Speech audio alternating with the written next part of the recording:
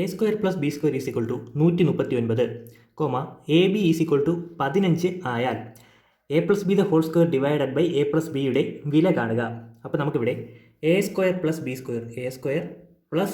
സ്ക്വയറിൻ്റെ വാല്യൂ 139 തന്നിട്ടുണ്ട്. അതുപോലെ തന്നെ എ ബി, അതായത് എയുടെയും ബിയുടെയും ഗുണനഫലം നമുക്കിവിടെ 15 തന്നിട്ടുണ്ട്. നമുക്ക് കണ്ടുപിടിക്കേണ്ടത് A plus B the whole square divided by A plus ബിയുടെ വാല്യൂ ആണ് കണ്ടുപിടിക്കേണ്ടത്. അപ്പോൾ നമ്മൾ നോക്കുമ്പോൾ നമുക്കറിയാം A plus B the whole square എന്നുള്ള ഇക്വേഷൻ നമുക്കറിയാം. A square plus 2ab plus B square ആണ് A plus B the whole square എന്ന് പറയുന്നത്.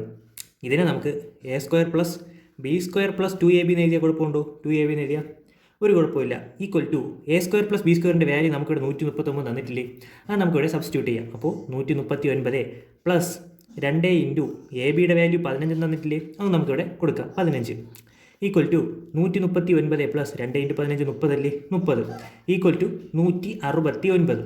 അപ്പോൾ നമുക്കിവിടെ A plus B the whole സ്ക്വയറിൻ്റെ വാല്യൂ 169 കിട്ടി. അപ്പോൾ A plus B the whole സ്ക്വയറിൻ്റെ വാല്യൂ 169 ആണെങ്കിൽ എ പ്ലസ് ബി എന്ന് പറയുമ്പോൾ എ പ്ലസ് ബി കണ്ടുപിടിക്കാൻ A plus B equal to ഇവിടെ നമുക്ക് A plus B the whole square ആണ് 169. അപ്പോൾ എ പ്ലസ് ബി കണ്ടുപിടിക്കാൻ ഈ സ്ക്വയർ അപ്പുറത്ത് ഉണ്ടായാൽ പോരെ, സ്ക്വയർ സമത്തിനപ്പുറത്ത് പോകുമ്പോൾ റൂട്ട് 169 ഈക്വൽ ടു 13.